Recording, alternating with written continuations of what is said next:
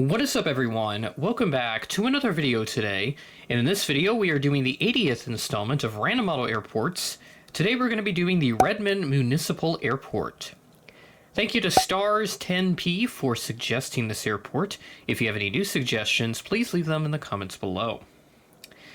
Redmond Municipal Airport, our next airport in this series as we reach 80 episodes in this series.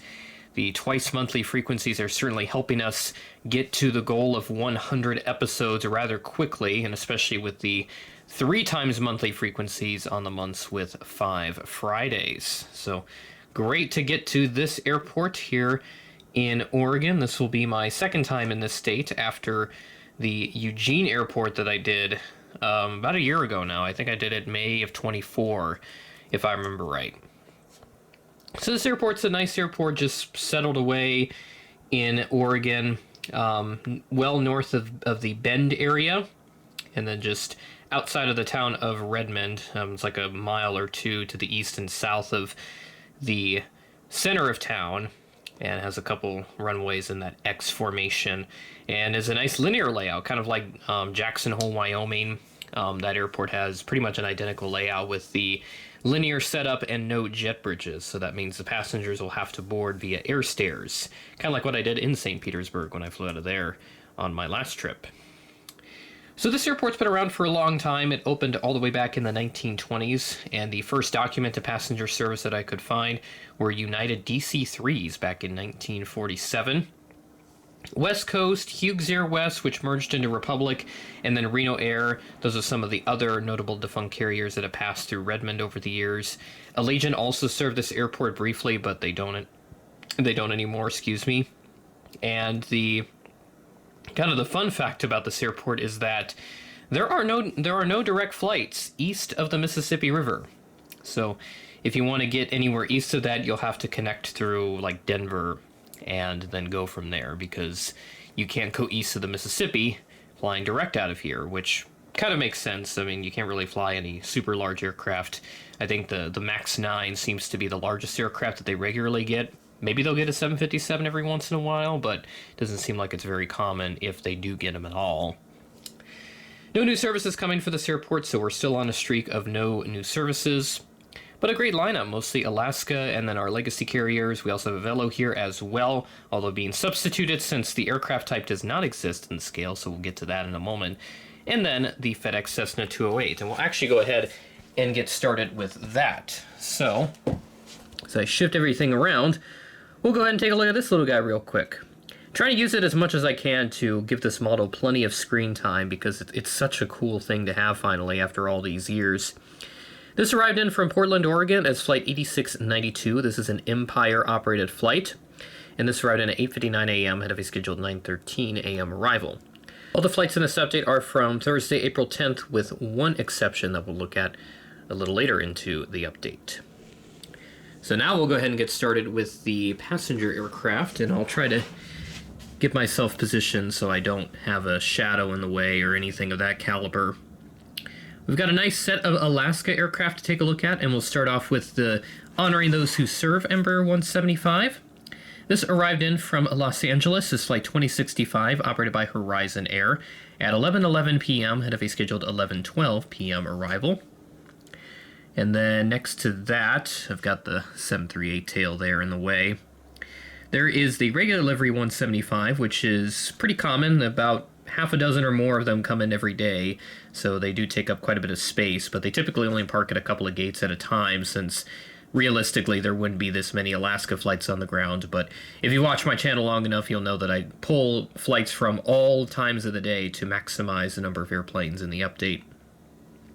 But this regular livery 175 came in from Portland as Flight 2218, also operated by Horizon Air. And this arrived in at 12:14 p.m. ahead of a scheduled 12:22 p.m. arrival. And then at Gate 3, here's a 738. They'll typically fly the MAX 9 every so often as well, but predominantly it seems like it is the 800 in this case. This came in from Seattle as Flight 924, arriving in at 9:48 p.m., delayed from a 9:15 p.m. scheduled arrival, delayed by about 33 minutes or so. And then I pulled this flight from a different day just to get some extra variety in here. This is from Tuesday, April 8th, and this is the Washington Huskies 175, coming in from Seattle as Flight 2046, of course, operated by Horizon. And this ride in at 5:11 p.m. ahead of a scheduled 5:18 p.m. arrival. November 662 Quebec X-ray, which the registration is kind of hard to see there on that gold part of the aircraft, the empennage and everything painted that way. So that's just how it goes. Now we'll move on to our legacy carriers. We have this American Eagle Embraer 175 parked at gate number 6, if we can get the camera to focus on the plane and not the background. I will try to update those boxes with just some paper, so I'll just put some paper over it at some point in the future to make it look a little more clean. This aircraft arrived in from Phoenix Sky Harbor as Flight 4096, operated by Envoy Air, and this arrived in at 1:34 p.m. ahead of a scheduled 1:44 p.m. arrival. Flipping sides, we have this Delta Connection Embraer 175. This also came in from Seattle as Flight 4058, and this is a SkyWest operated flight, arriving in at 10:19 p.m. ahead of a scheduled 10:46 p.m. arrival. And then one of two United Mainline aircraft that will be featured here. Both of them are coming in from Denver in this update, but this A319 arrived in as Flight 2082 at 12:26 p.m. ahead of a scheduled 12:55 p.m. arrival. And I think Gemini made 845 Uniform Alpha, if I remember right. I think they did it in the Unicon or the Merger livery. And then this one, of course, is 876, which is the only 319 they've made in the current livery. They should probably get to another release of that because that one was really popular. This one certainly proved popular as well. The Max 9 in the previous Merger livery. This is the same livery that is worn on the Dreamliners that have yet to be repainted. This aircraft arrived in from Denver, of course, is Flight 424, arriving in at 9:12 p.m. ahead of a scheduled 9:23 p.m. arrival. And then our final aircraft for this update.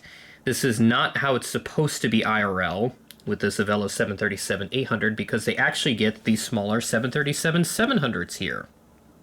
And for some reason, neither Gemini Jet or NG models have expressed any interest to release the Avelo 737-700, so that is another aircraft type that I would like to see be released this year. So any one of you guys or anybody else, this is open to all manufacturers.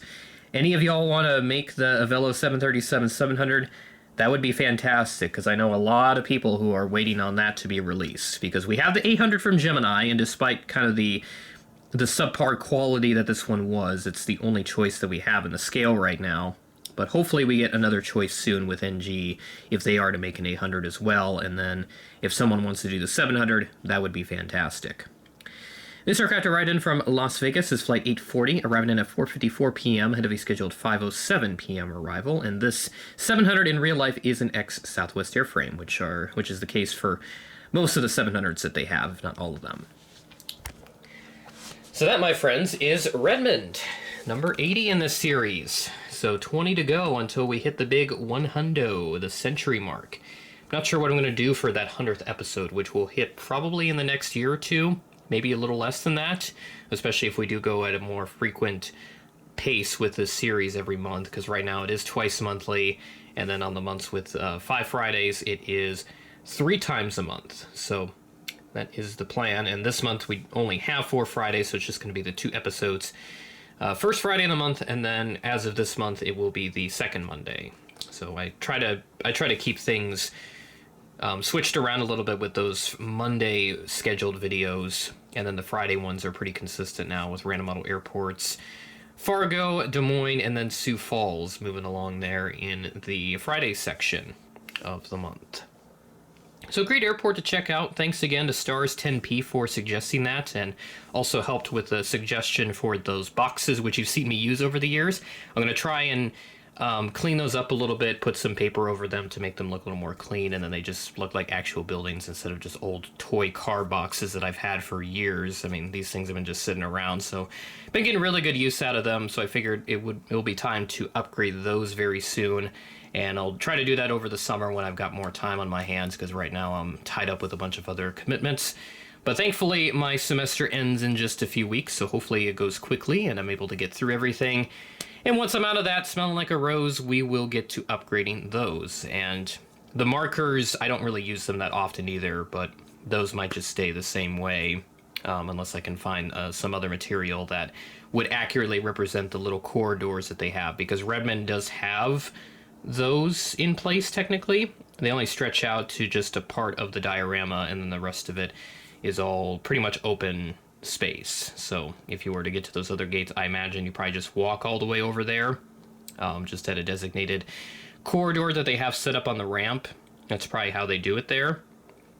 But yeah, that's just how I see it for the future.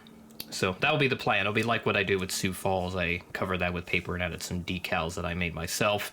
As for the Easies, it'll just be probably plain paper, because I'm going to use them interchangeably for all the other airports. So if I were to apply unique designs on them, then it would look off if I used it in another airport. So it will just be standard paper when I get time to do that. That'll do it for this episode of Random Model Airports. Thanks for watching, and I will catch you in the next video.